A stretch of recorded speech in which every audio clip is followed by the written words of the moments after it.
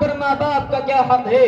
آپ نے فرمایا ہما جنت و نارک، وہ دونوں تیری جنت اور جہنم ہے، یعنی اگر تم نے ان کی اطاعت اور فرما برداری کی تو تم جنت میں جاؤ گے، اور اگر تم نے ان کی نافرمانی کی تو جہنم تمہارا ٹھکانہ ہوگا۔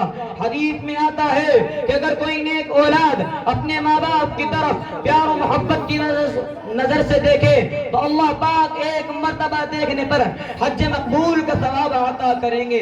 صحابہ نے عرض کیا اگر چاہے ایک دن میں 100 مرتبہ دیکھے شاہ دو جہاں صلی اللہ علیہ وسلم سے سوال کیا گیا ما حق الوالدین علی ولدہ، جی ہاں خوش نصیب ہیں وہ لوگ جن کے والدین زندہ ہیں اور پیار و محبت کی نظر سے دیکھتے ہیں اور حج مقبول کا ثواب کماتے ہیں۔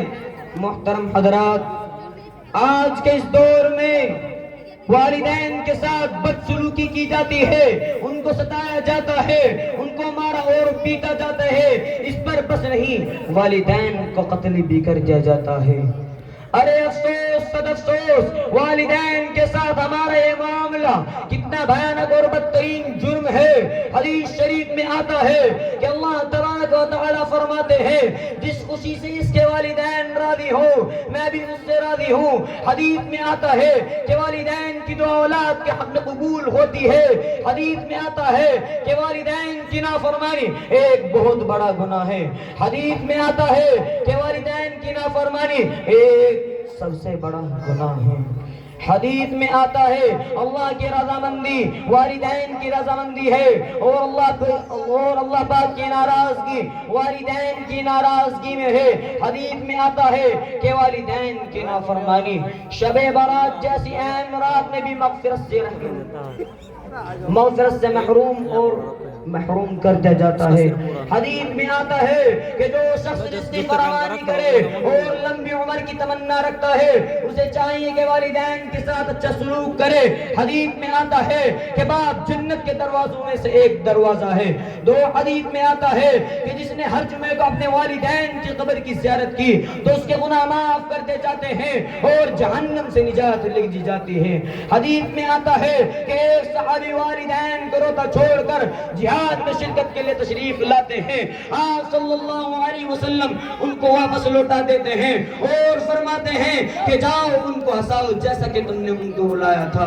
حدیث میں آتا ہے کہ تمام فرشتوں میں سب سے اعلیٰ اونچا مقام رکھنے والے فرشتے جبرائیل امین علیہ السلام بد دعا فرماتے ہیں کہ ہلاک اور برباد ہوئے انسان کہ جس کے سامنے اس کے والدین یا ان میں سے کوئی اور بڑھاپے کی حالت میں ہو اور وہ اپنا آپ کو جنت کا مستحق بنا لے۔